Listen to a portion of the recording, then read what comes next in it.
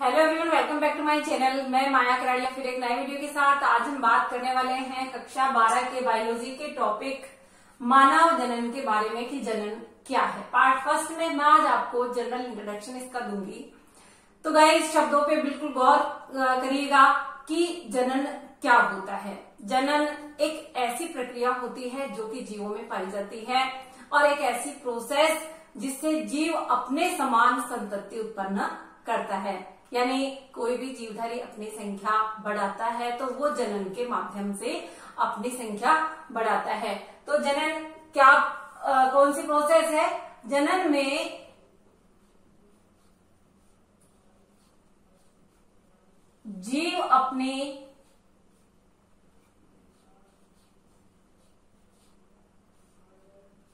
संख्या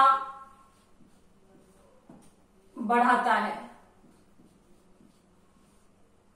अपनी संख्या कैसे बढ़ाएगा?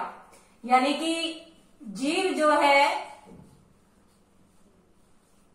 अपने समान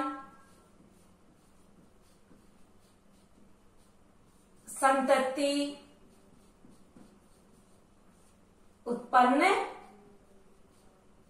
करता है। यानी जीव जो है अपने समान संतति उत्पन्न करता है। कोई भी जीवधारी है वो जनन क्यों करेगा? जनन इसलिए करता है क्योंकि उसे अपनी जाति का अस्तित्व बनाए रखना होता है। यानी अगर हम बात करें डायनासोर विलुप्त हो गए थे तो क्यों हो गए थे? क्योंकि वो अपनी जाति का अस्तित्व नहीं रख पाए थे। जनन की प्रोसेस यदि चलती जाती तो निश्चित रूप से उस जीवधारी का अस्तित्व आज यहाँ होता। इसीलिए अगर हम बात करें कि क्या जनन की जो प्रोसेस है वो जीवित रहने के लिए आवश्यक है, तो गाइस ध्यान रखिएगा कि जनन एक ऐसी प्रोसेस है जो जीवित रहने के लिए आवश्यक नहीं होती है। जनन अपनी जाति के अस्तित्व को बनाए रखने के लिए कोई भी जीवधारी करता है, यानी अपनी संख्या बढ़ाता है अपनी जाति का अस्तित्व बचाए रखने के लिए। अब ये हमारा जो लेसन है, ये हमारा जो चैप्टर है मानव जनन, इसमें हम पेड़ पौधों के बारे में अध्ययन नहीं करेंगे। हम बात करेंगे मानव की। यानी मानव के अंदर जनन की प्रक्रिया किस तरह से होती है, कौन कौन से जननांग उसमें भाग लेते हैं, जनन के जो अंग है वो किस समय तक परिपक्व हो पाते हैं, यह हमारा चैप्टर इस पे चलेगा। तो जनन की प्रोसेस में एक्चुअल में होता क्या है, इस वीडियो में मैं आपको केवल इसका जो है सरफेस व्यू बताऊंगी कि जनन की प्रोसेस जो जीव होता है यानी मानव होता है उसमें यौनारंभ से जनन अंग प्रारंभ होते हैं, परिपक्व हो जाते हैं। यौनारंभ की कंडीशन आते ही जो जननांग है, जनेंद्रियां हैं, वो परिपक्व अवस्था में आ जाती है। तो प्यूबर्टी या यौनारंभ एक संकेत होता है जनन कोशिकाओं के परिपक्व होने का। प्यूबर्टी या यौनारंभ का मतलब होता है कि व्यक्ति जनन की प्रक्रिया के लिए तैयार है। अब देखिए, बात करते हैं हम स्त्री और पुरुष में कि स्त्री और पुरुष में कौन सी ऐसी प्रक्रियाएं होती है जिससे कि वह जनन की प्रोसेस को आगे बढ़ाता है। गाइस, स्त्री और पुरुष में युग्मक जनन की प्रक्रिया होती है। युग्मक जनन की प्रक्रिया होती है। अब युग्मक जनन का मतलब क्या होता है? युग्मक जनन का मतलब होता है इनकी जनन कोशिकाओं में युग्मकों का बनना, अगुणित संरचनाएं। और वो अगुणित संरचनाएं कौन कौन सी होगी? वो संरचनाएं होगी, स्त्री में होगा अंडाणु का फॉर्मेशन, अंडाणु का निर्माण होगा जनन कोशिकाओं में, और पुरुष में होगा शुक्राणु का निर्माण। शुक्राणु का निर्माण अगुणित संरचनाएं हैं ये। और अगुणित संरचनाएं, इसका मतलब है गुणसूत्रों की संख्या आधी रह गई है। इस युग्मक जनन की प्रक्रिया में ये जो अंडाणु और शुक्राणु का निर्माण हुआ है स्त्री और पुरुष में, इनमें गुणसूत्रों की संख्या आधी रह गई है। आधी कैसे रही, इसके लिए भी आप सुन लो कि अगुणित संरचनाएं बनने के पीछे है अर्धसूत्री कोशिका विभाजन, जो कि जनन कोशिकाओं में हुआ है। गाइस ध्यान रखिएगा, एक क्वेश्चन आया करता है कि अर्धसूत्री विभाजन क्यों आवश्यक है। अर्धसूत्री विभाजन इसलिए आवश्यक है क्योंकि पीढ़ी दर पीढ़ी गुणसूत्रों की संख्या जीव में निश्चित बनी रहती है, और वो निश्चित इसीलिए बनी रहती है क्योंकि अंडाणु और शुक्राणु निर्माण के समय जनन कोशिकाओं में, जैसा कि आपको पता है कि अपनी बॉडी में दो तरह की कोशिकाएं हैं, कायिक कोशिकाएं और जनन कोशिकाएं, कायिक कोशिकाएं और जनन कोशिकाएं। अब कायिक कोशिका और जनन कोशिका का कार्य क्या है? ये वृद्धि और विकास में सहायक, अपनी बॉडी का डेवलपमेंट इसके थ्रू चल रहा है, और जनन कोशिकाएं जनन के लिए आवश्यक है, जनन कोशिकाएं जनन के लिए आवश्यक है, जो कि एक समय पर परिपक्व हो जाती है और जनन के लिए कोशिकाएं तैयार होती है। अब बात करते हैं हम युग्मक जनन की, अंडाणु और शुक्राणु का निर्माण हो चुका है। अंडाणु और शुक्राणु का निर्माण होने के बाद इस शुक्राणु का अंडाणु तक पहुंचना होता है, और इस शुक्राणु का अंडाणु तक पहुंचना जो है वीर्य सेचन के माध्यम से होता है, वीर्य सेचन के माध्यम से होता है। गाइस ध्यान रखिएगा, मोटाइल कंडीशन होती है शुक्राणु की और अंडाणु की मोटाइल कंडीशन नहीं होती है। वीर्य सेचन के माध्यम से स्त्री के अंडवाहिनी तक जो है मेल गैमेट का या शुक्राणु का स्थानांतरण होता है, और स्थानांतरण होने के पश्चात जो है युग्मक जनन की प्रक्रिया कंप्लीट हुई, वीर्य सेचन हुआ, और इसके बाद एन और ये एन दोनों मिलकर के 2n का निर्माण करेंगे। और 2n क्या है इसका? यह है युग्मनज, यह है युग्मनज। कैसे बना? निषेचन की क्रिया के माध्यम से। कैसे बना? निषेचन की प्रक्रिया के माध्यम से। निषेचन कैसे हुआ? शुक्राणु का अंडाणु से मिलने की जो कंडीशन है ये होती है निषेचन की, जो कि शुक्राणु मोटाइल कंडीशन में होता है, अंडाणु मोटाइल कंडीशन में नहीं होता है। ये जो है शुक्राणु वीर्य सेचन के माध्यम से अंडाणु तक जाता है, और फर्टिलाइजेशन की प्रोसेस होकर के युग्मनज का निर्माण होता है।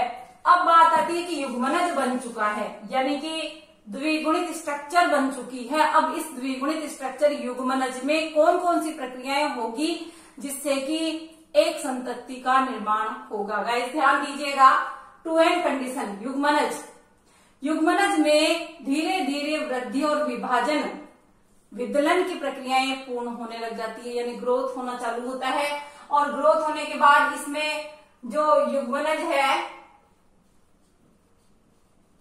इस युग्मनज में क्या होगा? विदलन और विभाजन, विदलन और विभाजन होंगे, और इसमें 2 कोशिकीय, 8 कोशिकीय, 2 कोशिकीय, 4 कोशिकीय, 8 कोशिकीय, 16 कोशिकीय, ऐसी अवस्थाएं इसमें बनती चली जाएगी। फिर इसमें ब्लास्टोसिस्ट का निर्माण होगा, मोरुला अवस्था, ब्लास्टुला अवस्था, ये इसकी अवस्थाएं हैं जो युग्मनज के बाद बनती है। अब इन अवस्थाओं में कोरक कुटिया ब्लास्टोसिस्ट का निर्माण होता है। ये जो कोरक खंड होते हैं, जैसे एक युग्मनज से बहुत सारे विभाजन, वृद्धि विभाजन हुए और इस तरह से कोशिकाओं का जो ग्रुप बना है, ये ब्लास्टोमियर्स हैं। ये ब्लास्टोमियर्स है, और इनमें धीरे धीरे ब्लास्टोसील का निर्माण होता है, धीरे धीरे इनमें ऑर्गेनोजेनेसिस चालू हो जाता है, यानी अंग बनना चालू हो जाता है। ब्लास्टोसिस्ट बनने के बाद, या फिर जिसको हम कहेंगे कि 16 कोशिकीय अवस्था इसकी आ जाती है, तो धीरे धीरे ये जो भ्रूण है ये गर्भाशय तक पहुंचता है, और गर्भाशय के अंदर गर्भाशय की दीवार से जाकर के सट जाता है। इसको कहते हैं इम्प्लांटेशन। एम्बिडेट जो होता है, गर्भाशय की जो अंदर की दीवार होती है, यहां जाकर के ये जो भ्रूण है, इस अवस्था में, ये जो भ्रूण है इस अवस्था में गर्भाशय की दीवार से जाके चिपक जाएगा, गर्भाशय की दीवार से जाके चिपक जाएगा। गाइस ध्यान दीजिए, गर्भाशय की दीवार से जाके चिपकने के बाद इसमें 9 मंथ तक कंप्लीट ग्रोथ होगी, और कंप्लीट ग्रोथ होने के बाद ये जो है अंत में प्रसव की क्रिया के द्वारा कंप्लीट डेवलपमेंट होने के बाद शिशु के रूप में जो है आगे इसकी जो है प्रोसेस कंप्लीट होगी, 9 मंथ तक ग्रोथ होगी और माता के गर्भाशय की दीवार से चिपक करके अपनी ग्रोथ कंप्लीट करेगा और प्रसव के थ्रू ये शिशु जो है जन्म लेगा। इस तरह से कंप्लीट डेवलपमेंट है। एक जीव जो है अपने समान इस तरह से संतति उत्पन्न करता है। स्त्री और पुरुष, युग्मक जनन की प्रक्रिया और युग्मक जनन की प्रक्रिया के बाद स्त्री में अंडाणु का, पुरुष में शुक्राणु का निर्माण और अंडाणु और शुक्राणु दोनों मिलकर के जाइगोट या युग्मनज का निर्माण करेंगे। युग्मनज जो है फर्टिलाइजेशन की प्रोसेस के द्वारा बनी हुई रचना है जो कि 2n अवस्था में हो जाती है और ये 2n अवस्था में विदलन और विभाजन होंगे और विदलन विभाजन में ब्लास्टुला, गैस्ट्रुला और ये जो मोरुला अवस्था है ये आएंगी और ये इन अवस्थाओं के बाद ये भ्रूण गर्भाशय की दीवार तक जाकर के गर्भाशय की दीवार से चिपक जाएगा, एम्बेडेड हो जाएगा गर्भाशय की दीवार में जाकर के चिपक करके ये अपनी ग्रोथ कंप्लीट करेगा। 9 मंथ, अबाउट 9 मंथ के बाद इसकी ग्रोथ जैसे कंप्लीट होगी ये प्रसव के द्वारा पूरे कंप्लीट शिशु के रूप में डेवलप हो जाएगा। इस तरह से भ्रूण जो है बनता है और नई जो है शिशु का कंप्लीट मानव के अंदर डेवलपमेंट होता है। आज की इस वीडियो में मुझे जनरल इंट्रोडक्शन आपको देना था। अब बात आती है कि इन जननांगों का विकास किस तरह से होता है। गाइस एक बात का ध्यान रखिएगा कि स्त्री और पुरुष में यौवनारंभ से जनन कोशिकाएं डेवलप हो जाती है, उनमें जो है जननांग परिपक्व हो जाते हैं जिससे कि शुक्राणु और अंडाणु का निर्माण प्रारंभ हो जाता है। स्त्रियों में 50 वर्ष के बाद तक ये जो है कंडीशन रुक जाती है। अबाउट 50 साल के आसपास तक इनमें अंडाणु का फॉर्मेशन हो सकता है, लेकिन पुरुष में शुक्राणु आजीवन बनता रहता है। गाइज ये होती है प्यूबर्टी या जनन के समय होने वाली घटनाएं, जिसको कहते हैं जनन घटना के नाम से इसको जाना जाता है। इन बातों का ध्यान रखते हुए ये कंप्लीट जो प्रोसेस है इसमें कौन कौन से अंग भाग ले रहे हैं, जनन युग्मक जनन कैसे हुआ, अंडाणु शुक्राणु किस तरह से फर्टिलाइजेशन की क्रिया संपन्न करा, वीर्यसेचन क्या होते हैं, युग्मनज किस तरह से बनता है, ये जो है आगे पार्ट 2 में मैं आपको बताऊंगी स्टेप बाय स्टेप। इस वीडियो को आप बिल्कुल शब्दों पे गौर करते हुए पढ़ते रहिए। इस वीडियो में आपने जाना कि जीव अपनी संख्या किस तरह से बढ़ाता है, जनन वास्तविक रूप से मानव में कैसे होता है, तो आप इसको अच्छे से याद कर लेना ताकि अब मैं स्टेप्स बताऊंगी अगले वीडियो में आपको कि पुरुष का जनन तंत्र और मादा का जनन तंत्र किस तरह से कैसे स्ट्रक्चर होती है, ये आपको अगले वीडियो में मिलेगा। तो पार्ट 1 में जनन क्या होता है आज आपने सीखा। वीडियो को सब्सक्राइब नहीं किया है तो चैनल को सब्सक्राइब कर दे। Okay guys, thanks.